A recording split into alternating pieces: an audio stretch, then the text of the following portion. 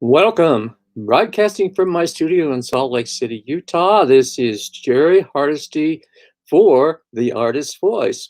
I'm the host and the producer of the show, in which I empower artists to tell their stories and talk about their work. I'm streaming live on Facebook, and just to let you know, if you don't see the live version, a recording will be available shortly after the conclusion of the show. My guest today is Bo Bartlett, an artist and director. Bo is from Columbus, Georgia. Welcome, Bo, to the show. Hey, Jerry. Thank you. My pleasure. My pleasure. Well, you were raised in Columbus, Georgia, I believe. I understand. And since that time, you've acquired a great many accolades that have taken you around the world. Yet it seems you have not forgotten where you came from. You do not appear to be at all pretentious. So my first question is, has this small town upbringing been a jumping off point for much of your work? Oh, it is. I think it is everything. At noon on Saturdays here, we have the what we always call the air raid siren, and that is it's like an emergency broadcasting siren that goes out across the whole town. Mm-hmm. When I was a little boy, they started it so that in case there was a nuclear bomb dropped, that we would all be prepared. So they tested it every Saturday just to sort of scare everybody and remind everybody that it was impending doom. We had to wear dog tags. It was the age of anxiety. They taught us to dive in a ditch if we thought the bomb was coming, or to hide under our desks, like that was going to help somehow. Right. Drop and roll sort of thing. So there's no question that and so it's a constant reminder on Saturdays at noon when you hear this siren. It's like, oh yeah, that's right. I was raised in that time of the Cold War, and it's I lived in Philadelphia for 30 years and lived in Seattle for 10 years and spent my summers in Maine and a lot of time in New York. But basically Columbus is the thing the place that informs all of my the basic underlying subject of the paintings. Of course. Well, how large is Columbus? Is it less than 10,000? It's 200,000 people. It includes Fort Benning, which is nearby, and it includes the whole county. They at some point they annexed the county, so they'd be the second largest city in Georgia. But the town is small. The town is this very tiny little enclave. It's a little old southern town. But then they annexed the county, so it'd be a larger city. Of course. Well, that's much larger than I anticipated it to be. So interesting. So do you see life on both sides of the scale? In other words, the small town down and dirty versus the more grandiose explorations of your very successful life as an artist and a director? Oh, I'm very private. I love being in my studio all day, every day. So wherever my studio is, whether that's in Maine or when it was in Pennsylvania or on little Vashon Island, which was west of Seattle, I've always kept it very private. So I'm in my studio almost all day, every day. My wife Betsy Eby is a painter as well, and so she has here. We're in a big mill here. We're in a wonderful old mill building, a cotton mill, and so she has a studio down the hall, and spaces are so cheap here that I've got two other spaces nearby. One's an office and one's another painting studio. So 3 studios with 1,000 square feet each with north skylight, and because it's so affordable. I'm envious. I'm very envious. I'm envious, and it's incredible. Can I move to Columbus? No, I try to tell people this is the place to be. I mean, the light's great, the people are all friendly, and it's a melting pot. You've got a real mix of people. Sure. It's a very racially diverse place, and it's great to be here. Yeah. Well, I have to say that in looking at viewing your website, I think that it's probably the most thorough website I've ever seen. So you seem to document life, and you've documented life from your birth through many of the accomplishments that I briefly mentioned. But you have a section on your website that you call Message, in which you write about the seasons of your life. And though I didn't read all of it word for word because I didn't have that much time, because there's a lot of writing there. But in the summer of 2008, which is going back a few years, you shared several lists: a reading list, a listening list, a viewing list, all of which seemed to be quite challenging. I suspect that you completed those lists. However, I'm not going to ask you to share whether you did or not, unless you really want to. But there's a fourth list that you call Yes, We Can lists. And I found that interesting, in which you list 5 principles to live by. Number 1, don't be afraid to live in hope. Number 2, don't be afraid to be a do-gooder. 3, don't be afraid to be earnest. 4, be the change. And 5, have a glorious summer. Now, do you still live by those, or have you added to that or changed it in any way? Oh, it's ever evolving, but yes, I still adhere to most all of those. Um, I think being earnest is sort of the is a dangerous one. It's a tricky, a kind of taboo kind of thing, being earnest, because we just live in a culture where we're naturally cynical. Yeah. It's really easy to slip into, and it's really a challenge and hard to be earnest without just being Pollyannic and hiding your head under, you know, in the ground, being ostriching or something. But I think that being earnest and being a shameless do-gooder are part of my everyday practices. I just think don't worry about what anybody thinks. Do what you can do to make the world a better place.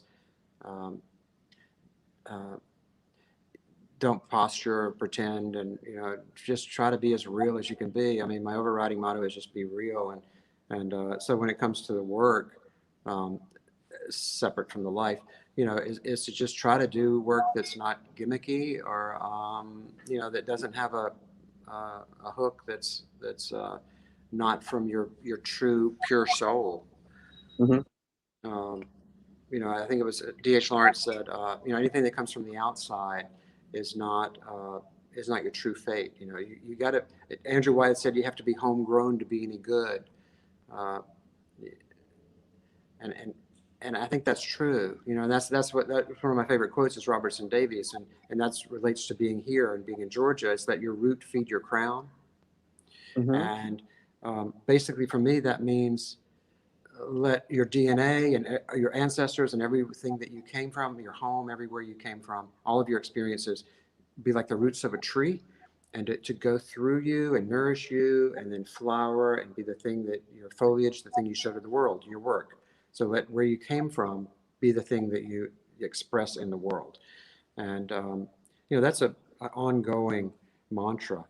So you just keep checking in and making sure that you're being true to yourself and true to your sense of home and true to who you really are. And because, we're all very unique.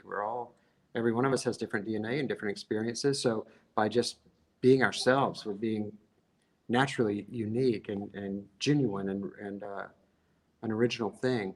So, I think sometimes people are striving for something to make something different or original. I think they even try to get you to do that in art school. But in reality, you don't have to try. You already are. Yeah, yeah, yeah. Oh, yeah. That's a very good point. Very good point. I love the analogy. Um, I found it very interesting that you titled this list the Yes, We Can list, and at the very top of your reading list was the Barack Obama book. Mhm. Yes, There's some correlation there. There for seems to be. sure. Yeah, for Yeah. sure. Well, I'd like to focus on 3 areas, and that would be the Bo Bartlett Center, your work as a film director, and of course your art as it relates to your films and vice versa. So, with that in mind, can you tell us about the Bo Bartlett Center and the mission statement, if there is one? So, I'm sure there is. But. Yeah, I'm sure there is. I can't quote it verbatim. Um, Yeah, sure. That's oh fine. no, the center is a wonderful place.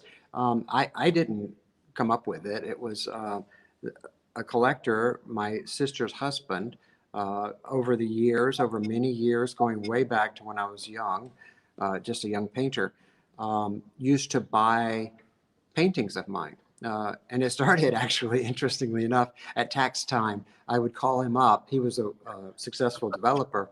And I would say, "Oh, Otis, I have this uh, painting that no one has bought. And I have a tax bill of, like $10,000. Yeah, yeah, yeah. Would you be interested?" And it became a annual ritual where he started buying paintings at pennies on the dollar so that I could pay my taxes. There came a time where I finally got a handle of what that, how to, pay quarterly and how to do all that. And I got an accountant and everything. But uh, it still became a little bit of an annual ritual where he would, at the end of the year, say, what do you have? And so he built this massive collection of paintings, which were paintings that hadn't sold throughout the year. And often they were because they were so large, nobody could possibly buy them. They were rolled up. I can't even tell you how many years it was before I even saw any of the paintings that he had purchased because they were so large. They were rolled up on these sonotubes, um, you know, 15 by 20 feet or something. And so that's how he built his collection. At some point, I don't know, in the 90s, maybe late 90s, perhaps mid 90s, he started to say, we need to do something with this collection. We need to house it somewhere. So that's when he started to try to figure out. And he talked to the museum here in Columbus, the Columbus Museum, and asked them if they'd build a wing. And at the time, they're like, we're in no position to build a wing right now for these paintings. But he was also on the board of the Columbus State University and friends with the president. And the president told him, he said, "Shoot, we'll build a building for those paintings." So that's how it started. And at the time, Otis, my brother-in-law, had a vision where it was a three-pronged thing. It was education, which was already there. Luckily, the art school already had the university had a College of the Arts, and then outreach, which was sort of working within the community, and then the exhibition space.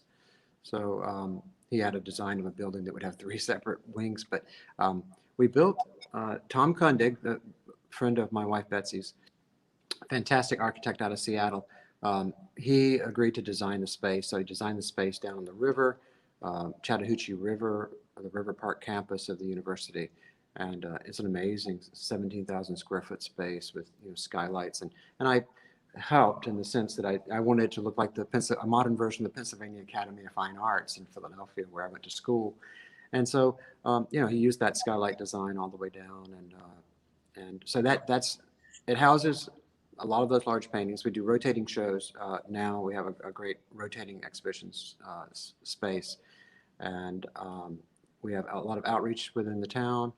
We have there's a homeless program where we work with the homeless. We don't really teach them to paint. We give them the opportunity to paint, and that's been a very successful program.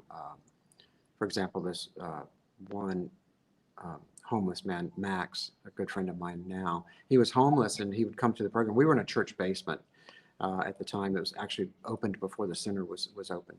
And Max was off to the side, very quiet and not talking to anyone ever. And but he would listen. And it turned out that once we started working, a lot of the people in there wanted to please us, and it was in a church basement, so they would do religious paintings. They would do paintings of a cross or a church or something, or put religious sayings on the paintings. And then one week I came to them and I said, "Listen, guys, you can paint anything you want in here. You don't have to please us. This isn't about us. This is about you, about y'all. And you can paint anything you want. Choose something, an experience that really comes to your mind from your life, something that you remember seeing strongly, and paint that today." So they have acrylics and pencils and everything. And so Max came up to me, and it was one of the first times I'd ever spoken with him, even though I said hi a lot. We do it every Thursday mornings. And he came up to me and he said, I really want to. The only thing that comes to my mind is this memory of my father being shot in the front yard when I was a little boy. The police came and he was shot. And so I said, "That's it. Paint that. That's the Yeah. thing." And he's like, "Really? Paint that?" And I said, "Yes." oh man, it was like opening the floodgates. From then on, it was like every experience in his life, he started painting, and they're like outsider artist paintings. They're wonderful paintings, and but now he's got a house, he's got a separate studio, he's got a job helping artists, and he paints all the time, and he sells his paintings, and he's got a very successful career. And it's just amazing how our saying at the center is that I believe in the power of art to transform lives. And I genuinely believe that, if given the opportunity to really tap into your own feelings and express yourself Sure. without the parameters of being, within a market or being told what to do or what you should do, that it is a way to become alive and awake in a way that, we couldn't have dreamed of otherwise. Well, I have to ask, what's Max's last name? I'd like to see his work. I wonder if you can find that he's got a website. I'll have to send that to you. Okay. Thanks, I I'd like to- appreciate it. yeah. Well, the Beau Bartlett Center has to be a wonderful tribute to you, and obviously a great way of giving back to the community, as you've described there. So great work. Thanks. So, Yeah. Ultimately, we'd like to have the university's there and has their art school, and it is the interim director of the center is an instructor in the art school, so there is some nice synergy at Sure. this point. But I'd still like to, in the future, have some sort of atelier academy type program within the university that would really relate to the paintings that are in the center, so that there's that would draw students to the place. Well, I'm going to have to put Columbus on my list of places to visit. So Absolutely, I'll be everyone should. knocking on your door someday. It's a beautiful place. It really is. I'm sure it is. So, With is it near? with all of the complexity you can imagine in a Now, is small, that near Atlanta? 100 miles south of Atlanta, Really? about 90 minutes. Andersonville? I've been to Andersonville. I haven't been there, I don't think. You haven't been there? Oh, you got to read the book, Andersonville, I haven't been there. Okay. No. and then you'll have to visit Andersonville. It's a site of one of the worst Civil War prisons that ever existed. So, anyway, moving on. Where is Andersonville? In Georgia. I mean, north, south, east, west. No, I don't recall. I would guess it's south. All right. Because it was on a road trip to and from, or to Florida and back from Florida. Okay, I bet it's pretty far east. It must be over there south of Savannah or something. Could be. I have no idea. I'm just assuming that you know where everything is in the state of Georgia. You know how that goes. Yeah, most places. Yeah. Well, let's move on now. I want to move on to your film. And you do have a radio show called Arthouse. And for listeners, Arthouse, it's Harthaus, Arthouse Radio. The episode about the film is episode 101, or at least one of the episodes about them is episode 101 that I particularly listen to. So tell us how listeners can find the show and when it airs. Yeah, thanks. It airs every Saturday and Sunday morning in Eastern time, which is actually it's a 3-hour block. It airs an archival show airs at 8 a.m. and then at 9 a.m. is the live show, and then there's Sounds of Arthouse, which I'm not the DJ on, which is from 10 to 11, and so that's 3 hours every weekend morning, and you can go to TuneIn. If you have the TuneIn app, it's on 88.5 WCUG FM, which is the Columbus State University radio station. What's those I'm sorry, what's those call letters again? WCUG. CUG. Okay, got it. And 88.5. And but we also have a website, and so you can hear, and as you probably did, all the archive shows are there. So right as the show is posted, it'll be there every week. And that's arthouseradio.com with ARTHAUS. So yeah, we have a great time doing it. I really do. I grew up with radio, here in Columbus. There was a local radio station which played Cousin Al, who was a sort of a hick, redneck hick, DJ, and he talked, but he played Patsy Cline and Hank Williams and Chet Atkins and all that, and then Wolfman Jack broadcast out of Texas, and you could hear that all around the country. So, I just remember as a kid lying in bed with my little tiny transistor radio. It was like that big, about the size of a cell phone, actually. Yes. And I'd have it under my pillow at night, and I would, just slowly change the dial, and you could hear, um, Cuban radio. You could hear Oh, radio out of Chicago playing jazz, and New Orleans, because there were not a lot of radio stations interfering with these big signals, and like Wolfman Jack broadcasting off the border down in Texas. So you could hear these things, and so as a kid, it broadened my worldview. It was like I'm mhm. there in my little bed, I'm like 8 years old with my little transistor radio, listening to the outside world, thinking there's a big world out there. It's not just little tiny Columbus, Georgia here, and people Well, playing. I think you found it. I think you found that big world out there. And speaking of stations, I don't know about you, but I miss a good jazz station. For So sure, that's my favorite genre. But completely. anyway, but back to this episode 101 on Arthouse Radio. You actually introduced the backup music for the film. Uh, so talk about that. Did you actually select make those selections for the film? Oh yeah, I mean the film is a long story, and we can Yeah. get into that. But um, my wife Betsy Evie is a musician. She's a pianist.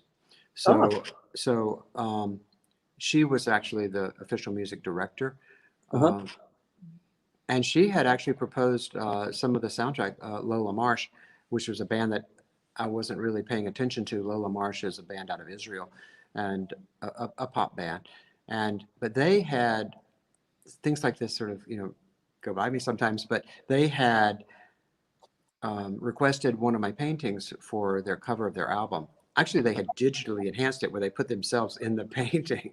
Um, Oh, nice. yeah, yeah, it was a painting called The Promised Land, and I think it was Promised Land. And then Yale put herself in the prow of the boat, and the other guitarist is rowing the boat.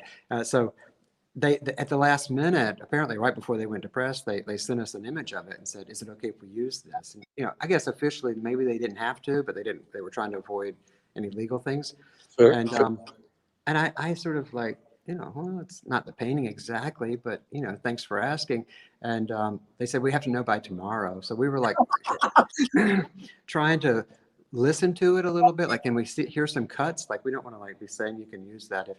And then they instead they had a video of the whole production of the thing where they had spent like 3 months, photographing the characters and the boat, and in a studio, and like recreating the painting. And that was impressive enough for me to say, oh yeah, sure, just use it at this point. And then it turned out, I mean, the music's wonderful. And It Yale is. Shoshona, who does the primary singing, has a wonderful voice. Yes. So anyway, we sort of as a trade-off, we said, look, could we use some of your music in our movie? Betsy had been listening to the CD that they had sent, and so she said, some of this would work. We mostly have more ambient kind of things, and classical piano, which Betsy plays. Yeah, yeah. Um, uh, Her own original compositions, which are gorgeous. She's always, we call them nadas, where she's always just improvising on the piano, but she's a classical pianist. So there are a couple of pieces that are inspired by classical. And then we also had music from several other sources. Jane Antonio Cornish, who's a fantastic composer in New York City.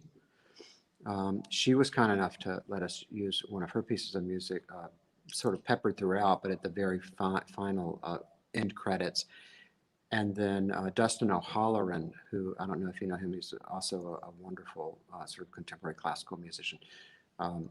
My son Elliot, the film is actually dedicated to Elliot, who had passed away in 2014.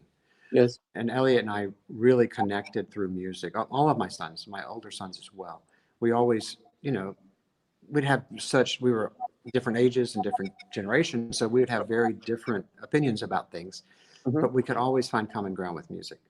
And so when Elliot passed away, I was right actually, Of talking about course. two different strains here at the same time. But when Elliot passed away, I remember driving across the country after having been to his memorial in California, in San Francisco.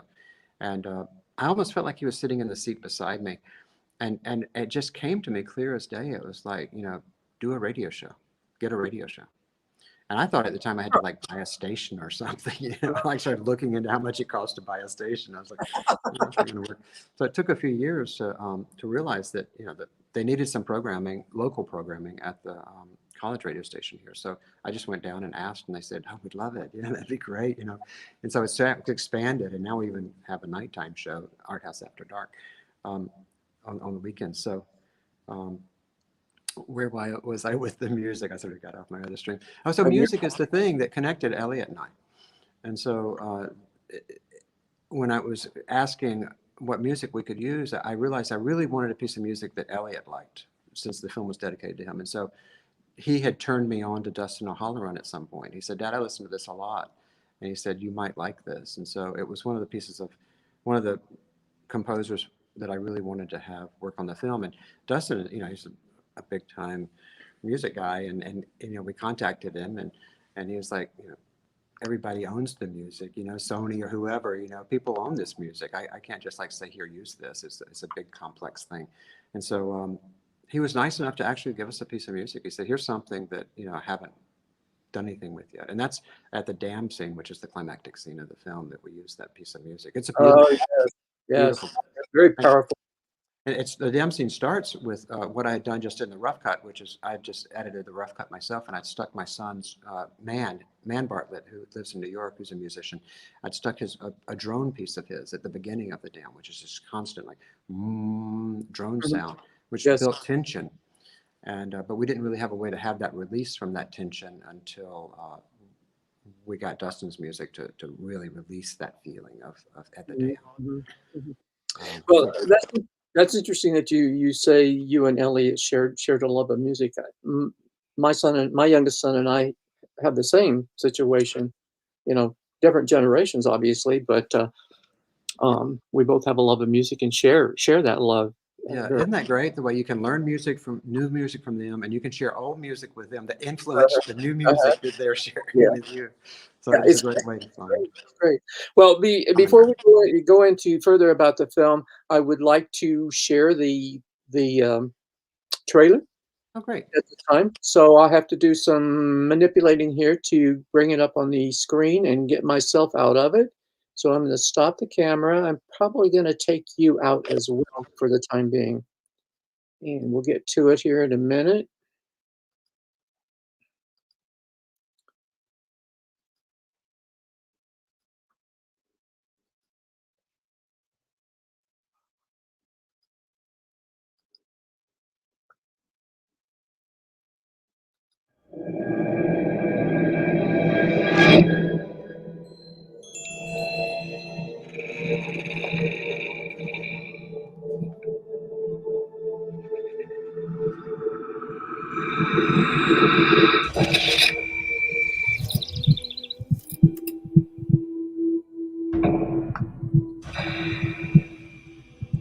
Everybody is always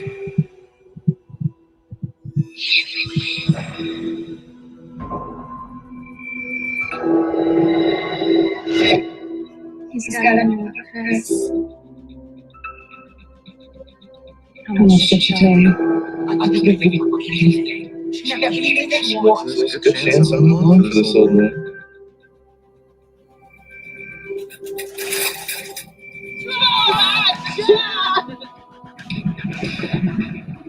Don't let anything happen to him!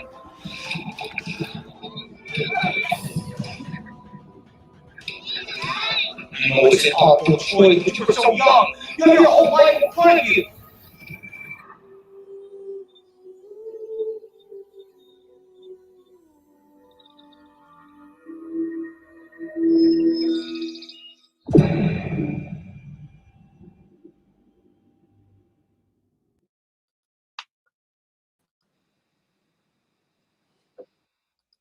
And we're back. Thanks for sharing that, Jerry. Oh, it's my pleasure. I love the film. Thank you. Thank you. Thanks for watching. Oh, hey, I enjoyed it. It was great. So I know this is not your first time in directing a film. This is probably your, I don't know, what, fifth, sixth, something like that? Made a lot of short, small films, yes, but probably fifth or sixth, and mostly documentaries, mostly until now. or some hybrid of documentary. Why this particular film? Well, actually, this was the first.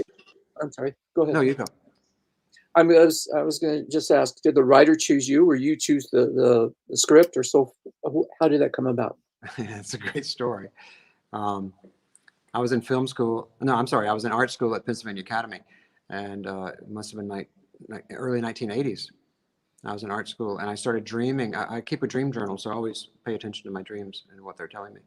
And I had a dream where my paintings were moving. I was working on a painting, and the painting started moving. I think if I remember correctly, there was a window or a hallway or a doorway, and a car went by outside. And maybe a person passed, and I was like, oh man, wouldn't that be cool if you could make moving pictures, like motion pictures, like. And then it dawned on me, there was such a thing, like movies. And 40 years ago. Oh my gosh! I mean, what 1980, whatever that would have been, 81. Yeah, so Yeah. That 40. And then so I went to. It took me a few years.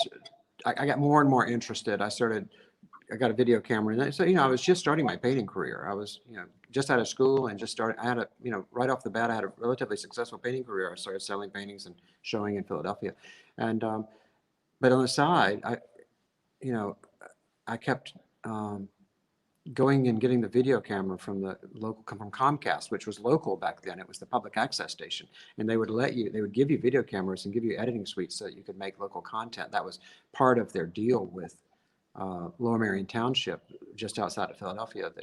It was the cable station, but they would give local people access to their equipment. And I was like the only person doing it, like it was sort of a suburb, and like people weren't, sometimes they'd get equipment and go, record their child's school play or something. But otherwise, this one, video cameras were giant and everything. Sure, but I learned, but then I thought, I need to actually learn how to make film. So I had a friend that had gone to NYU's summer intensive workshop where you get a certificate. It's a 2-year program in a summer. So for 14, 15 hours, 16 hours a day, you're in class.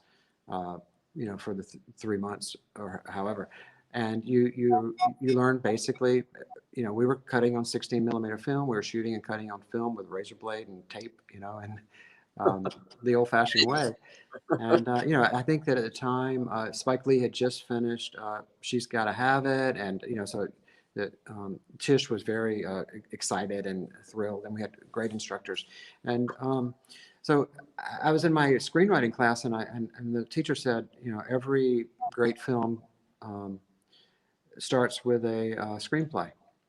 And so I had this idea for a film. It was one of the reasons I actually gone to film school to try to learn so I could do this film. And the film was about men and women, the North and the South, the union of opposites. And it was sort of an inner civil war. And that's probably because I was from the South and I, was in the North, and just about the self and the struggle within the self. So I had this idea, and I asked the screenwriting teacher. I said, "Well, would you help me write it?" And she said, "Well, let's have lunch." And so she invited me up to her Upper West Side apartment, and we had lunch. And I told her my spiel, and she said, "This is interesting, but you need a Southern writer. You need a Southern writer." And I wanted to have a female writer. I wanted it to be about the male and the female, and like I would provide the visuals, and then a woman would provide the words. And I thought that would be a really nice balance of a film, of a concept of a film. And so she said, "I just saw a play on Broadway that was excellent. It was by a Southern playwright named Sandra Deer, and it was called So Long on Lonely Street." And she said, it was a great play. Everything that the old classic plays, have. And so she said, but the night that it opened, all the Broadway critics just bashed it. They just ripped it apart. I mean, and it had to close within a week or 2 weeks. It had to close. And she said, so you might think about going down to Atlanta and finding Sandra Deer and seeing, she's probably licking her wounds, and you might want to see if she would want to work on a film idea, And it's worth a shot. And so, thank goodness that's exactly what I did. And by the time I got there, Time Magazine had come out and said that her play was the best new play of the decade.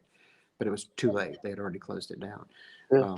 And so I got to Sandra's, and she had the article in her refrigerator, freshly clipped out of Time magazine, with a magnet. But we worked together for about 5 years on that screenplay, and that was from '86 to the early '90s. And I'd had a lot of friends that were going to support the film at that time, but then it was a change of, the economy was changing. There were a lot of shifts, and so a lot of those people that were going to be my backers didn't. So I optioned it in Hollywood for 2 years, or actually 2 cycles, trying to get it made in Hollywood. And they had a lot of big people signed to it. Jocelyn Morehouse was assigned to it for a while, and, actors. But because of the way agents drop out of things, agents shift and actors drop out and writers drop out, it shifted. And so I was in between with that film, that script, and I'd had a show in New York at PPOW. It's the early '90s, and it had gotten a negative review, and so bad that I was like thinking about giving up painting altogether. I was still busy painting all the time when I'd had this other stuff going. I was always thinking about the film, and then Betsy Wyatt, Andrew Wyatt's wife, called me on the phone. She said she'd seen the bad review in the New York Times from Roberta Smith, and she'd seen it, and she said, come out, I want to see your work. It piqued my interest. And so, I knew about Andrew Wyatt. I'd grown up loving Andrew Wyatt, and but after art school and after many years in New York, I was like, yeah, Andrew Wyatt, he's country bumpkin painter down there, regionalist, And so I went, and I was like, here's my work, and they were big paintings and stuff. I didn't show her the actual paintings at the time. I showed her my catalog, and we talked, and she was, Betsy Wyatt is an amazing woman. She was like reading it while we were talking, and she said, oh, I see you make films. And, I made a few shorts, and nothing had gotten finished actually. And I said, oh yeah, I make films. And since I was thinking about shifting at that moment, she said, well, I want to make a film on Andrew. I said, well, I'll do it. I'll make it. So I never made a film before. And so, it's Andrew Wyatt, and, but she paid me money for 5 years to be there every day. And it was the best education of my life because I was there with Andrew Wyatt every day. And, it took maybe almost a year of deprogramming before I realized, oh my God, this guy's a master. He's a genius. Forget about all those things they told me in art school, it's incredible. The guy's an amazing painter. And this work is vital and important. And it changed my life. And, because he focused on his own life. He focused, he stayed right there in Chad's Ford in that little square.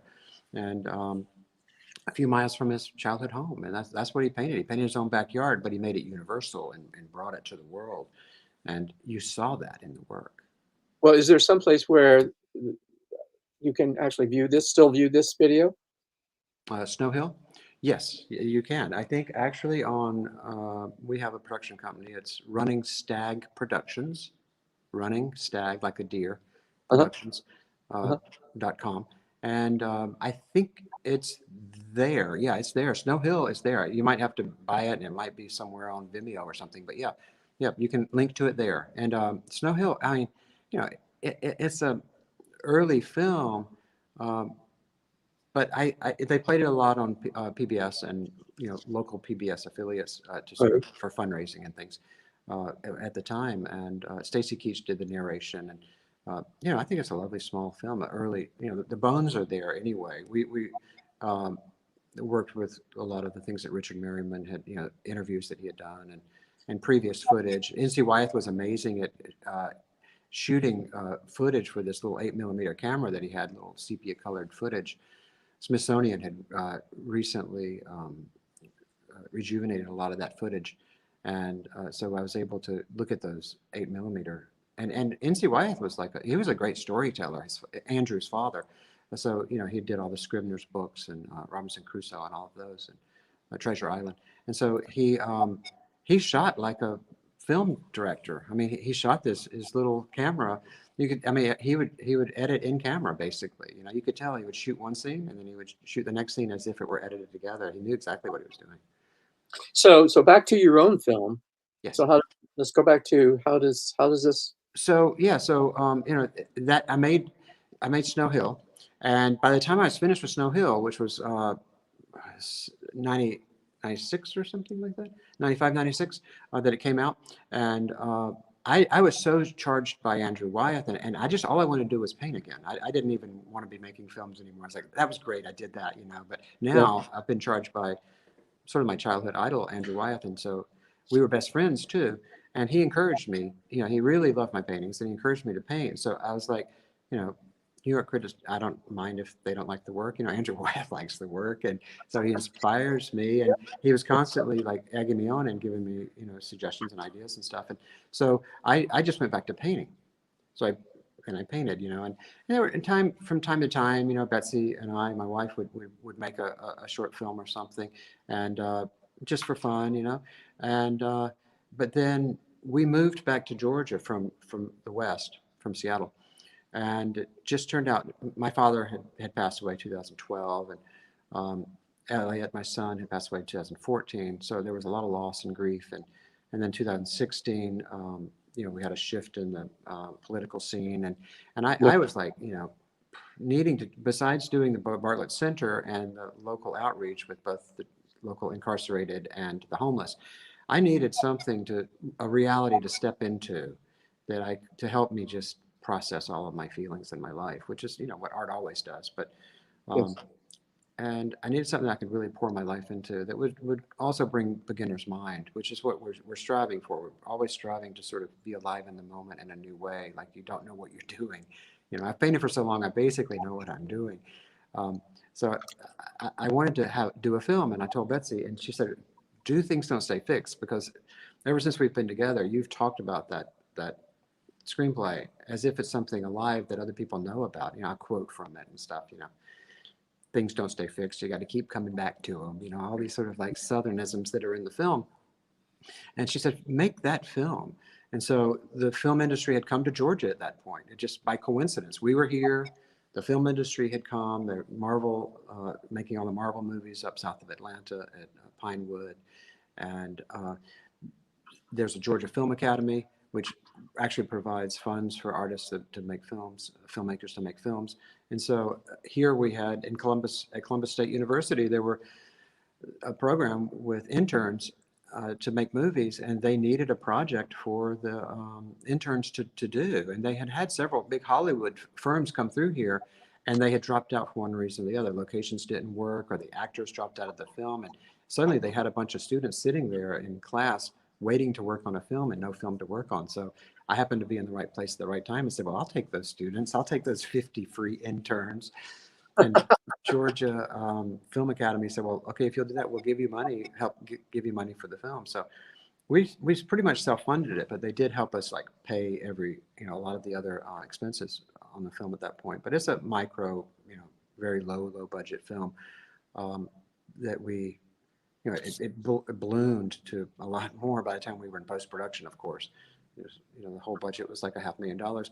But I really wanted to tell the story of this person that comes back to the South, which was I didn't realize it until I just watched it the other day on Amazon. Bessie and I sat down the night that it first came on, and we sat down and watched it. And I was like, that in so many ways, that is my life story. I know this story so well at this point. I finally understand it and what it's about. And it's about loss and grief and letting go of the past.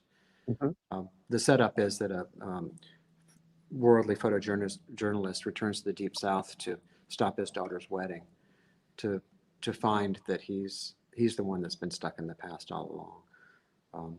And I think that's the setup. The trailer makes it look a little more like an M. Night Shyamalan than it probably really is. They added a little intrigue in there. I love M. Night. M. Night's a great collector, and he's been been very nice to us for helping us. He's had us in his studio in Pennsylvania and watching the films they're doing. But I love the way he was also very influenced by Wyatt. M. Night was very influenced by Wyatt, and it's amazing that circle. Another influence was obviously David Lynch, and I think you can sort of see there's certain Lynchian qualities to the film. And I've always loved Lynch, especially like Blue Velvet and that series. But he was a Pennsylvania Academy grad, so when I was at Pennsylvania Academy, I knew of him and sort of looked up to his successes. At that time, they were just early. It was like Racerhead and a few of those, maybe Elephant Man. But I went down to Dino De Laurentiis he had a place over in Wilmington, Wilmington, North Carolina, when I was first getting started trying to make the film. This is way back in the late 80s. And Dino was so nice to me. All I did was send him a catalog. And Dino said, he got the catalog and he wrote me back. Back then we didn't have email. He wrote me back and said, come down here and, let's see what we can do. And so I got down there. I was so young. And they were just finished up with Blue Velvet. And Dennis Hopper had been there, and Dennis Hopper had seen the work from the catalog, and he started buying paintings. And so it was, and Dennis actually was going to be light man in the film for the longest time until, it took so long to make it that Dennis had passed away. But I did reach out to David Lynch when we started production finally. In 2017, I reached out and I said, can you give me any tips and any pointers? And he was so nice to reach back and say two things, and they are very handy things to know. And he said, first off, he said, only work with people you like. That's a big one. That's a big one. Yeah, Just keep that in mind and always do that, no matter what the endeavor, whether it's a gallerist or anything. Only work with people you like. And so I hired everybody on the cast and crew. We're all people that I was like, I can work with you because I like you, And then secondly, he said, keep your eye on the donut. Keep your eye on the donut, not on the hole.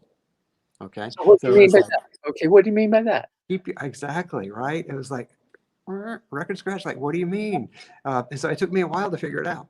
And so we wrote it down. We put it a big mantra in our production office here, and we had it on the wall. And I did a painting of a donut, to keep reminding me. And it was that if you need something in the film, don't focus on that thing. Like you're gonna blow the whole thing. You got to keep focused. You got a big movie to make. You got a whole donut to worry about. You don't have to worry about the little thing in the middle that's missing. I assume that's what he meant. This is my interpretation. So, and that helped so much because, we'd be like going toward production and not have a cinematographer yet, and if we had ground to a halt and I started thinking, we can't make the movie, we don't have a cinematographer. Everything would have been thrown out of balance. I just kept thinking, we got a movie to make. We got to find that cinematographer, but we have a whole movie to make. And so it really helped. And, right up near the end, we didn't have a lead actor. We didn't have a lead actor that we liked. A couple of people had dropped out. We had several major actors that were in it that had dropped out. And so, it just had to do with lawyers and how all that stuff works and timing. And so at the last minute, we got our lead actor, Gregory Lee, who I think worked out great. If I'd said let's don't go into production because we don't have a lead actor, it would have thrown us all off because we had a movie. I based my the fact that I thought he was a great actor on the fact that in the beginning of the film I kind of felt sorry for him, and then in the middle of the film I didn't like him at all, and by the end it was a hero. So. Yeah. Thanks. Yeah, that character development is, I love film. I've always loved film. I love stuff that, I like Tarkovsky and stuff, very slow cinema kind of stuff. So, we try to make a film that was accessible and a film that was timeless, more or less. There's not things to date it per se, although in time everything's dated, obviously. But, there aren't a lot of cars or styles and stuff. No cell phones, nothing that's going to sort of date it in that way. So I try, the way I do with my paintings, I try to make them seem like a timeless thing. But we're relatively pleased with the outcome. It changed. There was times when there was a lot more humor in it, and it sort of now it's real subtle, very subtle humor. But it's changed a lot. But it got back to the core, and by the end, it got back to the core of what I really wanted to do in the first place, which is the goal. Well, who would believe that it would take so long to make a film? 35 years. Hey, strike one up for perseverance, man. Let's hear it for perseverance. Hey, yeah. Pat yourself on the back. Yeah, I believe in it. Just keep on going. Don't ever quit. Don't give up on anything, any dream. And I'd love to, make some more in the future. And it's just anything that you want to do. You just gotta keep on striving. Short-term goals, long-term goals. Just keep on working toward those long-term goals. But back to the donut. If you don't have all the ingredients to make the donut, you can't make the donut. You got to keep moving forward, making that donut. Find a substitute. Find some sorghum flour or something that was different than what you were expecting. Well, now back to the script. Yes. Did you actually write the script, or did you kind of oversee the writing of the script? Sandra Deere and I mean, she gets the official screenwriting credit. She wrote every word on an old fashioned typewriter originally, like a Royal. Wow. Yeah, that's how long ago it was. And then at some point we had to hook it to transcribed. But yeah, I originally had recorded this the story on a little tape recorder, and then when I'd gone to her, I had a slightly different version of the story, but that shifted a lot. And so what I would do is each time we would talk, and we talked on the phone once a week for 5 years, and then I would go down to Georgia in the summers and work with her in Georgia. But we set it in Columbus, my hometown, on purpose. I wanted it to be here so I would intimately know the direction of the light, the direction of the shots. I storyboarded everything. And she wrote all the words. And she told me one time, she said, Bo, I would make a suggestion, like something someone should say. She'd say, never write dialogue. You don't write the dialogue. I write the dialogue. But what I would do, It's like collaboration. what I would do is provide the images. I'd say, I had a dream last night. I saw this, I saw something, a car hanging from a crane, and I'd say, can we work that in? And she'd say, let me work on that. Like a week later or 3 days later, she'd write it back and she'd read the script to me, what she had written. And I think we had a fax back then. We'd fax back and forth. But I would give her the image and she would work it in. So, and so many of the things were stories from my life. Like my cousin had hit a cow in the road. Actually, like he was driving to Atlanta early in the morning, and actually, a cow had gotten out of the fence and he'd hit it and had gone up and actually sheared the roof off of the car, not his, the car that was coming in the other direction. But I told Sandra, I said, like this cow in the road, I'd like to incorporate that into the film. And she just like wrote it in. She's a genius. So we had a great working relationship. Yeah, obviously. Were any of the lesser actors local? Oh, almost everyone was local. William Gregory Lee was out of Virginia, I think. But everyone's Southern. I don't like films where the actors are feigning Southern accents. I don't care for that. Right. Everything needs to be genuine. So so many of the actors are right here in Columbus. Even Melissa St. Armand, who is an Atlanta actress. She's from Columbus originally. That's Nina. Tara Oakes is an Atlanta actress. That was Kate. And so we all the other actresses, Yolanda Sewell, who plays Miriam on The Dam, and Lorenzo Battle, who plays Nathan. Those are all local actresses. And you just, you can't get anybody to do what they did. I mean, they just, they embrace the parts with the whole. Well, when you were introducing the film on your episode 101 on your Arthouse Radio program, I think you stated that you felt that Sam was softening when he and Chris were riding around in the middle of the night. Yes, that's Don't you think that Sam was actually starting to soften when he met William White in the cemetery? Yeah. I mean, in a way, William White is a version of his own inner child, I think, and there's a moment there at the beginning during that scene where you're not even sure William wasn't just an apparition. Like, is he a real person? Yeah. And there's a lot of magic realism in the film like that, where people are coming and going. Miriam is an example where it's like, is that even real? And I think there is that quality. It's a Southern Gothic film, but it also has that kind of magic realism to it. So you, as the director, how much liberty did you actually have? Oh my gosh! I mean, it was terrifying. You make a film. I'm a slow simmerer. I'm a very slow simmerer. I make a painting, and I put a little mark of red over here, and I sit back and look at it for 2 hours and think, is that going to work? I understand. Do I like that? But with a film, I mean, the first day in the first production meeting, I made us have like kumbaya meetings where every day we'd organize and get in a big circle and become one. And I made sure that everybody was okay and happy and relaxed. And so we had a good working environment. But I remember that very first one where I circled everybody up and it was time to like go start shooting. And like everybody looked at me. They were like, what do we do now? I'm like, I don't know. I'm just like a baby. I sit in my studio all the time and I'm quiet. I mean, so, but I suddenly had to like get on that horse and like say, you do this and you do that. And I love the process because it was such a collaborative process where I'd never directed actors before. And I originally had a friend, Terry Kinney, that was going to play Sam way back in the day. He was a Steppenwolf guy. And Terry was going to help me direct it.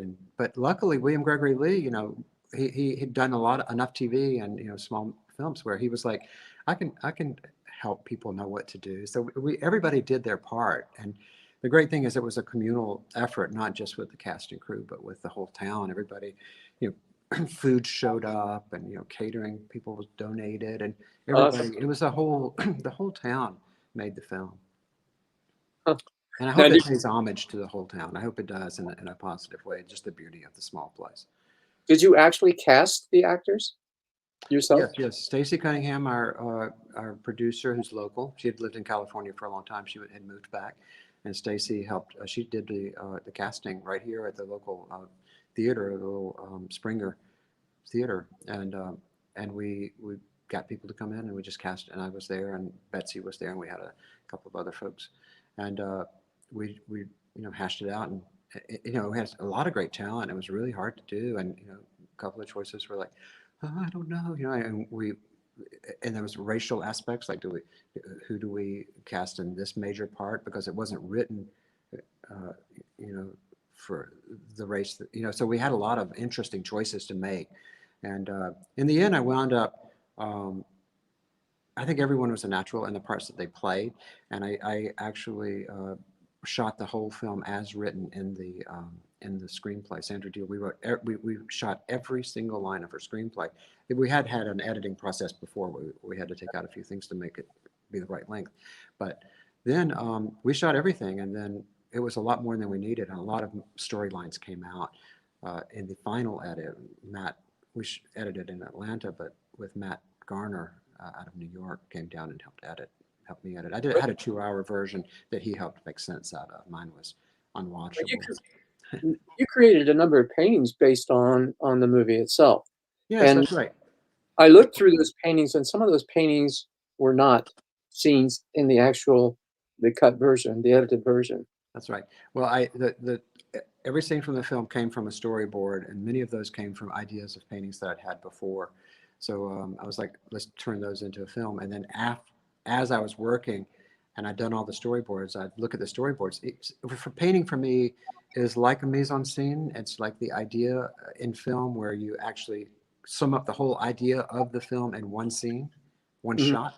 And so I try to do that with painting. I learned that concept at film school at NYU. And so I try to do that in painting, where I sort of summarize a whole idea in one scene. And that's what I try to do. And so when it came to making the film, it was a series of those, that give you the whole idea and the whole feeling. Well, I think one of the strongest scenes in the movie, and one of the strongest scenes as a painting is this one, if I can bring it up. Oh, yes, absolutely. Draw out the child. Yes, yes. And that's the climactic scene from the dam scene in the film. Yes. And he's holding William Wyatt, the local boy, and Sam has pulled him out of the river. And so yes, and that's where it does come full circle, because it's about loss and grief and my own loss, and it's everything is a self-portrait, but it is a version of a self-portrait dealing with grief and loss. And so it's about sacrifice and things changing, and things don't stay fixed. Everything changes, and it's like things fall. It's like a sort of countrified version of things fall apart. William Butler, things fall apart. Well, one of the characters that I found most colorful is this one. I never did catch her name. Oh, in the film. Okay, that's Miriam, yes. And it's only really mentioned a few times when Sam's in the car with her, and at the dinner table when they're having that long conversation, which is sort of arduous and will drive many people away from the film, because it's sort of hard to watch because Sam gets progressively angry. Yes, yes. That's Miriam, and that painting is called Everybody is Always Everywhere. And that's actually a line that was not written by Sandra, but I didn't write it either. Elliot had told me that line after he passed away. I was asleep one night and I had woken up, and I woke up and started thinking about Elliot passing away. This was a year or so after he had passed, maybe 2015 or early 16. And I heard his voice. It was clear. I was awake, but I heard his voice clear as day. It was as if his head was on the pillow beside me. And he said, and I was crying, sobbing in grief. And he said, "Don't you get it, Dad? I'm right here. Everybody is always everywhere." Oh, that is powerful. That And is powerful. I just thought, I don't know what that means, but I trust you, and you would not have told me that if that weren't true, and it helped. Mhm. I don't know, I have no idea how to put that concept into this reality. But I was telling Miriam when we were going on the screenplay, working on the script. I was Mhm. telling Miriam about that because I said, the story is about how, you know, Sam's wife is still present. Nancy is still in the film, even though you never see her. She's circling the table at the dinner table, and she's coming to the wedding across the cemetery. That's Nancy Cam. That's the white, invisible wife. And I was saying, the bag that you're carrying around with you is the photos of everybody that has passed away, and you're carrying all the souls with you.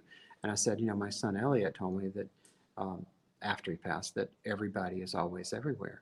So when we shot that scene of her getting out of the car with Sam, Yeah. that line wasn't in the screenplay. It was not written. She had her script, which was a lot more about her and Sam bickering. Like, she's saying, "Don't touch my hair," Yeah. stuff like that. Like, "You want my hair," which is up in that giant Nefertiti Yeah. bun. And he, finally she steps out of the car. And I don't think she was supposed to say anything at that point. He was supposed to just drive away and look at her. But as he's starting to drive away, she says that line that Elliot said to Sam. She says, "Everybody is always everywhere."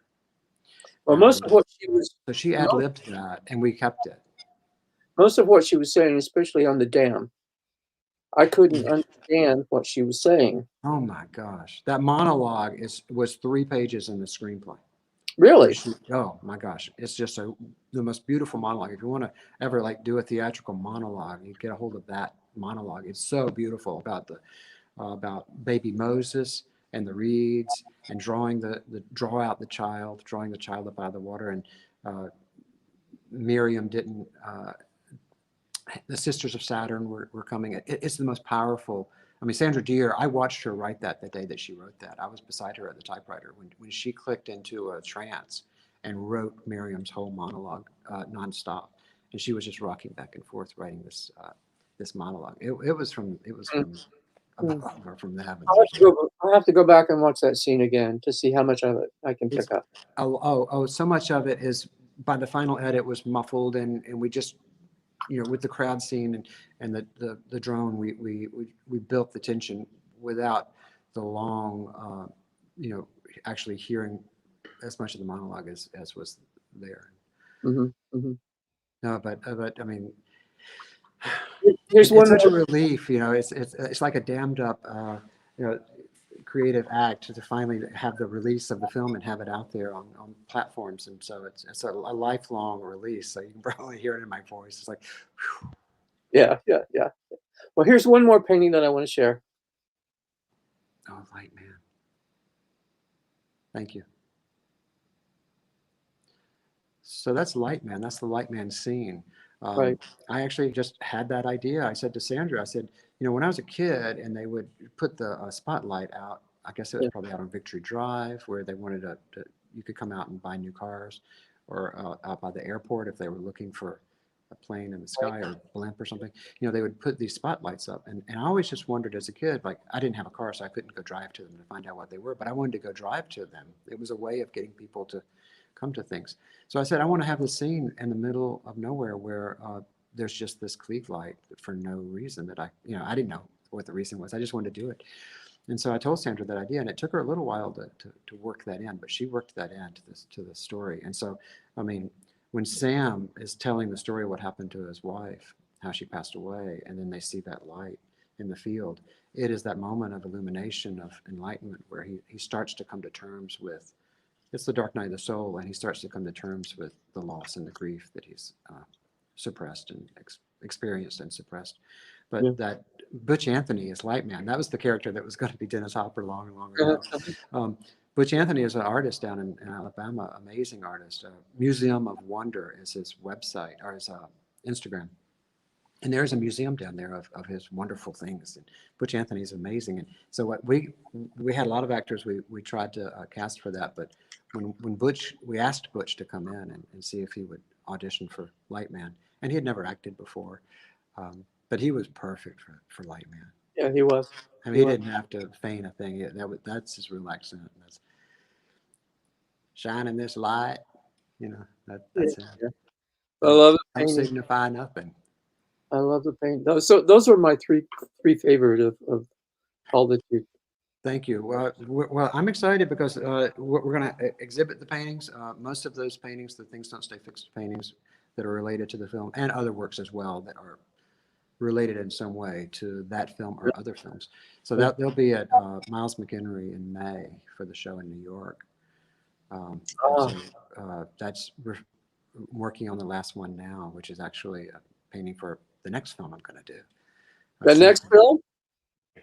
Yeah, You're gonna have to keep us updated. for sure. Yes. Yeah, just keep us updated. But I think the main thing to remember, though, I mean, like, we do so many things, you know, with the center and the radio show and the outreach and local and painting, but you know, it's just, we can do so many things, you know.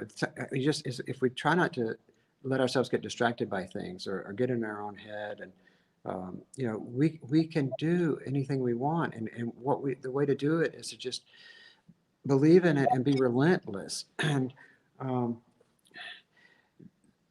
you have to keep beginner's mind. So once you got to where you can do something, you know, you can do that forever and beat a dead horse, or you can change. And I've in my own life, I thought, well, should I change and, like, you know, start doing more abstract paintings or do more conceptual paintings? Because, you know, those elements are already in the paintings I'm doing. They're abstract elements, and they can start abstractly, and there are a lot of conceptual things in there. But do I want to do a different art form, or do I want to, like, just take on something else that's a parallel thing, you know, music or writing or film or radio? And you can do that. You know, we have our artistic license at this point. You know, we're free human beings, and if you don't exercise your freedom, then you're really limiting yourself and the world and creativity. And so we have to just be open vessels and let the creativity flow through us. And it's easy for our egos to get in the way and try to say, you know, like, well, what would people think, or I'm not good enough, you know, or whatever, and I can't do that. I don't know how to do it. No, you just do it. And then There you go. Just do it. You know, yeah, and I see that question from many artists who call themselves artists. Well, I don't know how to start an abstract painting. Oh, just do it. Just start. Just paint. Or they get in a mental, what do I want to say? Mental block. Yeah, Not a mental block. You got to let it go. You got to let They it get go. blocked. And, you know, the way to unblock yourself is just go start doing it. And it'll really block. Absolutely. And, you know, and Betsy and I are both proponents of The Artist's Way. I don't know if you know it, but it was a Julia Cameron book that was written back in the early 90s. And, you know, since the first time I read it, and I've actually done classes and courses with it and stuff, you know, I do the morning pages every day. And I Good for you. every day since 1991 or 2, whenever it first came out. Man. And it That's helps where, me. that's where your own writing on your website, the messages. And by the way, you know, you wrote from 2000, I think from 2001 to 2019, and then it abruptly stopped. Why? Or is that too personal? No, I don't think it is necessarily. I think that they became more seasonal, and then became like one a year. And then, like, right now, I mean, at some point I'd like to write a message. I've had, you know, people ask me, like, you know, where are they? Where are you? But, you know, I think that posting a lot of shorter daily emotional things or historic things on Instagram, you know, sort of took the place of that kind of writing the message once a quarter. But and other projects, you know, have as well. Sure, I'd like to be able to just get back to that, but I think that, you know, there's cycles, and right now it's like, do people even go to? I don't know if people even go to websites anymore. I don't know if they do. I mean, I don't know if that's a place where people are going spending time or not. I don't know. And, that's a good question. Do people actually go to websites? But they're not going to go to a website unless they know it exists and they have some interest in your work to begin with. And then they'll go. But I would really like to encourage you to get back to that writing, because I think you have a good, you're a good storyteller. Thanks, Jerry. It comes across in that writing that you share.